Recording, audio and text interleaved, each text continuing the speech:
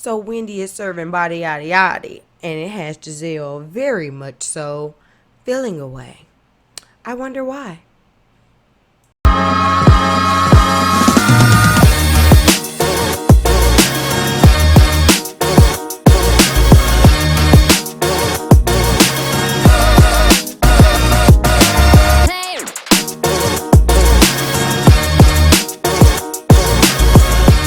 Everybody, welcome back to my channel, and today I'm going to be giving you my review for The Real Housewives of Potomac Season 6, Episode 5. Can y'all believe that we're on Episode 5 already? Anyway, before we get started, y'all, please make sure that you are subscribed to the channel, that you hit that notification bell, and that you hit the like button and share this video out because sharing is caring. I'm in the middle of eating some cherries, so I might be cutting out a bit because Mama needs a midnight snack. Okay, I just got done watching the episode. I was like, let me go ahead and get on in here and give y'all my review before I go to bed because I got a doctor's appointment in the morning, so I don't know when this will be able to get out if I don't do it now. Speaking of doctors, let's go ahead and talk about Ashley bringing her baby home. Y'all know last episode we ended with her going into labor. Well, we finally get to see baby Dylan. He's 2 days old. He's just as precious as he want to be. He doesn't even look like Dean. It's kind of amazing how they look completely different. Dylan almost looks like he has a little bit more African American features to me, so maybe he looks a little bit more like Ashley than Dean did. But anyway, cute baby. Both babies were really cute. We see Dylan getting introduced to Dean. It was a sweet family moment. Michael is sitting there looking like Paw Paw, looking more like the granddaddy than the daddy, but all right, great.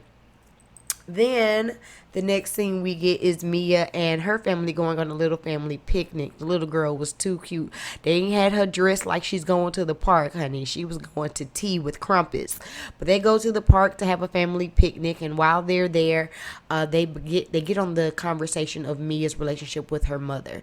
And we know that her relationship is strained. She had even invited her mother out to this outing with the family, but even though her mom was only 20 minutes away, she was unable to make it. And G is basically saying that he feels like some of the issue could be the fact that Mia reminds her mom so much of her father. And that was her mom's love of her life, and it had been a struggle even though it's been years since.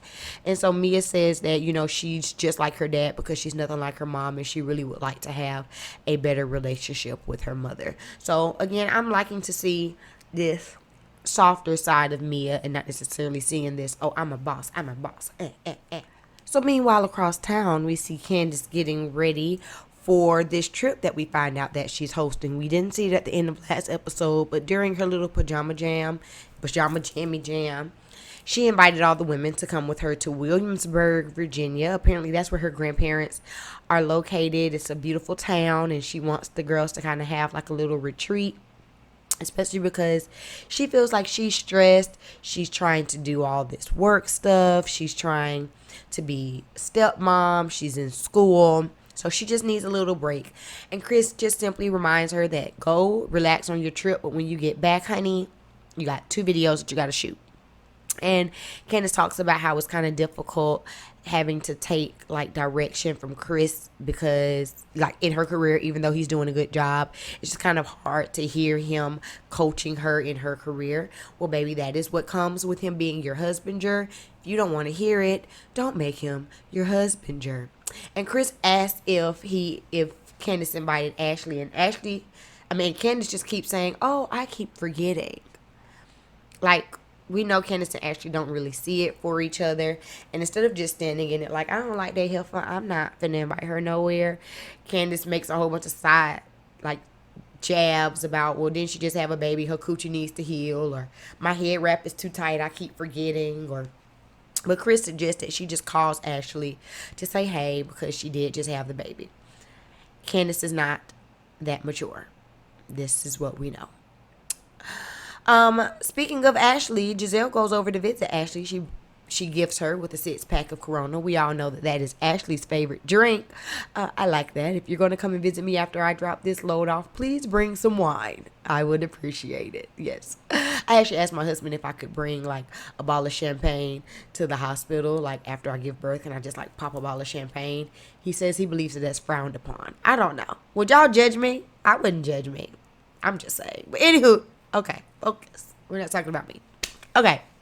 Ashley's in the house. She's still adjusting to having two children. She kind of asked Giselle about how Giselle was able to cope because when she brought the twins home, Grace was only 18 months, which is psychotic. I don't know how she did that. So big ups to Giselle for that. Look at me giving Giselle big ups.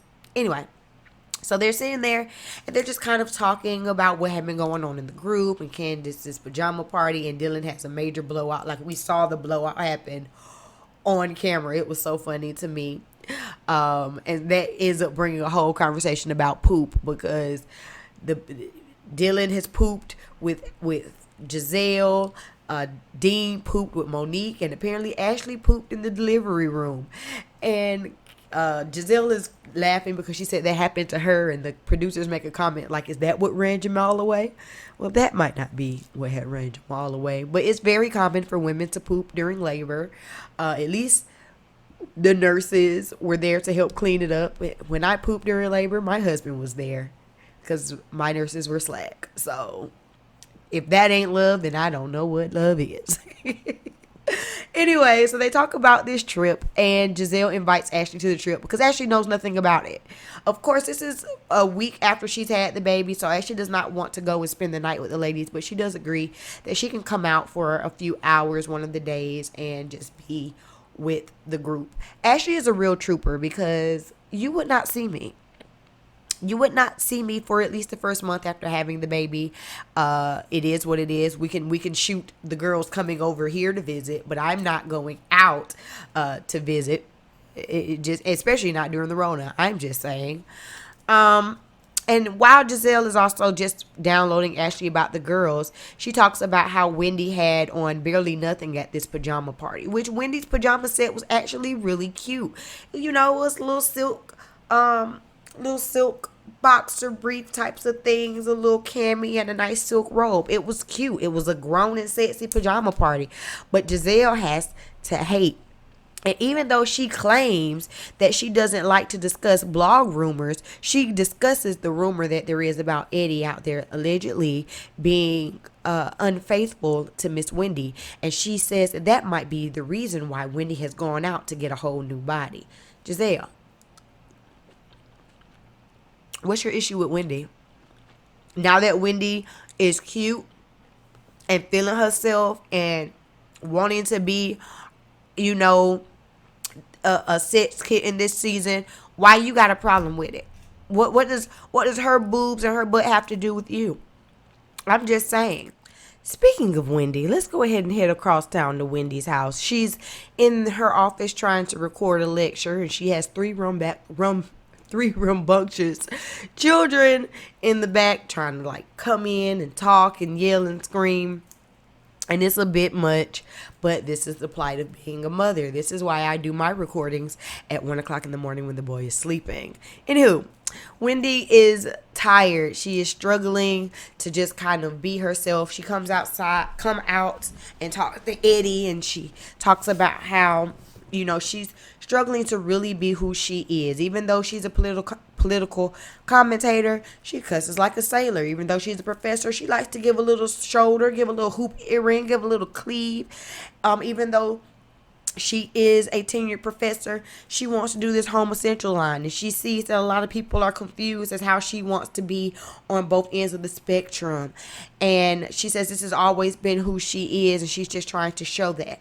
I could agree. People are multifaceted, and a lot of times people want to keep you in a particular box. I do think that it didn't help the way that Wendy came in last season, because she was the one that pigeonholed herself into this professor box. But I accept her for trying to spread her wings.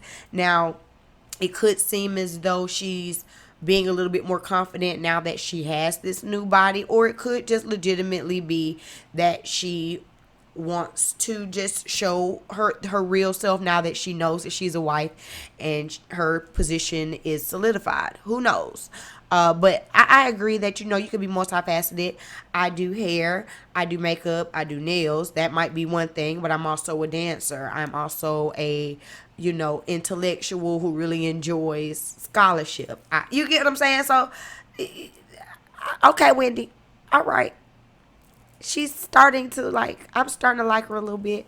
But Eddie is saying that, she doesn't have balance. Balance is always what we talk about in these conversations when we're talking about reality stars and reality wives.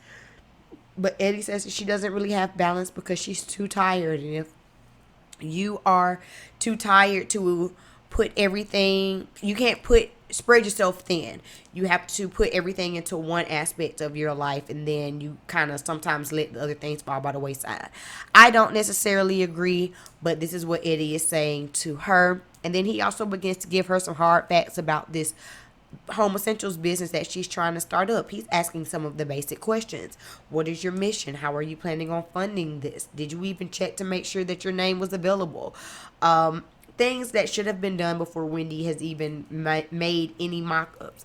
Things that y'all probably should have discussed before she made any of these mock-ups. So it makes me wonder, how involved was Eddie before she started doing this business?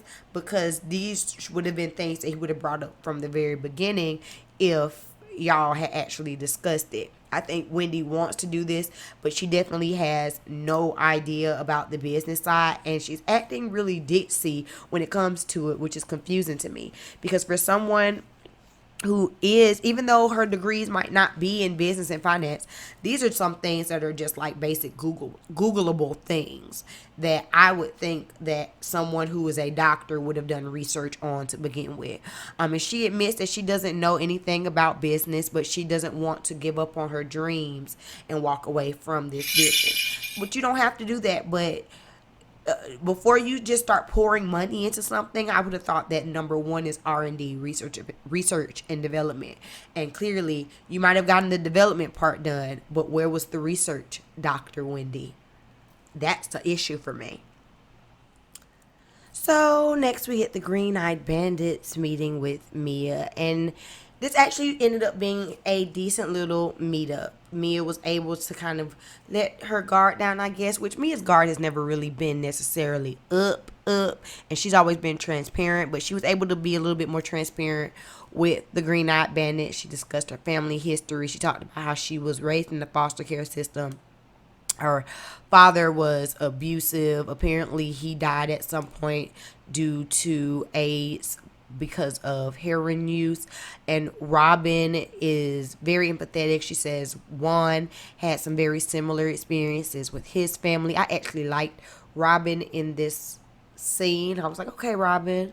She seemed genuine. Like, overall, both of them, Robin and Giselle, seemed genuine in trying to get to know Mia and trying to understand her. And Giselle even gives Mia props about overcoming all the obstacles that she went through in her life to become this woman that can walk around in the furs today. Even though before Mia had got there, she had already shaded her about, well, I'm gonna tell my daughters what not to do. This is a cautionary tale, is what not to do. But I guess once she actually heard the story, she realized, like, okay, she's clearly gone through a lot, so she had a rough life. And even though Giselle gives her props, she says to Mia that she likes this side of Mia more than what Mia has been showing in the group, because in the group she wants to be a boss and she wants to put on, and it's just coming off a little strong and too much, which I can agree. Is that 2 times in this episode I've agreed with Giselle? Somebody come check my temperature, please. Something's off. Clearly, I must still be sick. Anyway, everyone's going to Williamsburg. It's the day to get on the party bus. And it was actually like a really big party bus. Like, they could party for real in there. Like, you could have fit 3 times the cast on this little party bus. And everyone's getting there at their own time. And I just made a note to say that I thought Wendy was super cute. She had on these little like gray sweatpants with this like gray cropped hoodie, and then she had on a bodysuit, but those bodysuits they're like the 90s bodysuits that are really cut up high. It was cute. She was giving, she had her braids in. Candace said she looked a lot younger. She definitely did. When Wendy was giving us Professor Mode, Wendy could have easily came off as 40. Now she's coming off like she's in her 30s. So I think Wendy's only like, 36? Like, she's still young. So she was giving us a young energy. I liked it. I thought she looked really cute. But you know who had to hate? That doggone Giselle. I don't get it. I don't understand. Like, get a girl her props and keep it moving. It wasn't even like she was that exposed. Yes, she gave you a little hip bone.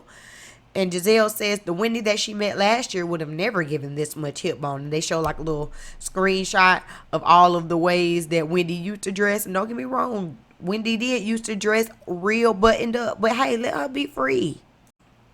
All right, so everybody gets on the bus. We have everybody on the cast, which is the Green Eyed Bandits, Candace, Karen, Wendy, Mia, and then we also get a Scala.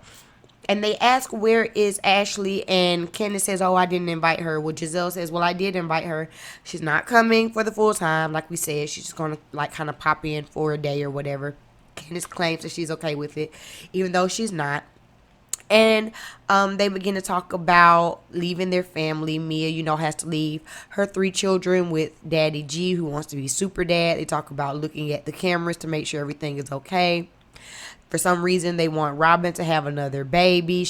One shot up the club. Ill. We don't care. Wendy drops it low in celebration for Juan suiting up the club. Ill. Why are we happy about this? Then we end up getting this segment of everybody working the pole. I thought this was really funny because then they had this little thing down there where everybody was getting tips. Mia got the most tips, even though she claims she don't know nothing about working no pole. Mia, you a damn lie. That's what I put in my notes too, girl. You a damn lie now. But you ain't got to sit up here and play in our face. They want she say that she ain't never worked the pole professionally. She just know it. All right. Say what you want, Mia. But we see each other when it comes to you and that pole. After that little kiki moment, they talk about the house. So there's a main house and a cottage. And Candace says that she is already assigned who she's going to assign to which house. So in the main house is going to be Candace, of course, the Green Eyed Bandits, and Mia. In the cottage is going to be Karen, Wendy, and Escala. And Candace shades Karen and Wendy, saying that, well, since they've gotten so close, they will like being over there in the cottage, and maybe no one will stab the other one in the back. So I just found that interesting. Wendy's not happy with it. She says the fact that there is even a cottage means that it's lesser, and she's not going to be okay with being in the lesser. Why do we always have to argue about who's going to stay in what room? I don't know. You're going to be there for a couple of days. Be happy.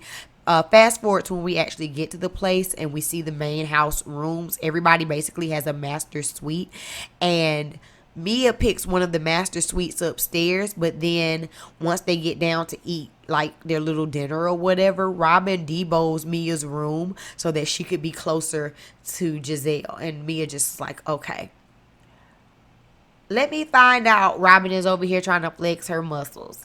Also, why do you have to be 2 feet away from Giselle? Like, why don't y'all just sleep in the same bed at this point? I'm just saying. We also find out that Karen is going to have to leave the trip slightly early so that she can go get her ambassadorship of Surrey County. And she's already invited Mia, but she's also inviting Wendy to go, which of course aggravates Giselle because Giselle's like, you didn't like Wendy last season, but now y'all are the best of friends. Well, Giselle, you and Wendy were the best of friends last season, and now you're shading her every chance you get. I guess things change. Get to the house, everybody gets their rooms, they sit down, they're starting to eat, and Giselle says, well, before this trip starts, does anybody want to apologize? And Karen's sitting there like, oh, are you talking to me? Because I'm waiting on an apology. I've already sent an apology to the group, and I'm waiting to get one from you. And Giselle says, well, I feel like you owe me an apology for lying on me. And Karen says, you know what, I'm not going to do this. There has been too much between us, and if you really wanted closure, you would have been a woman and taken me aside so we could speak woman to woman instead of sitting here having your audience. Meanwhile, Mia's sitting over there like, yeah, I agree. And so then Wendy asks, well, what is this about? Is this about Giselle wishing death on Ray? And of course, then Robin, a.k.a. Giselle's lapdog, pipes up and is like, oh my God, Karen, that is not even what happened. She never wished death on her. Again, why can't we just let Karen and Giselle have their beef betwixt and between the two of them? Why is it that you have to get into it, Robin? No one was talking to you.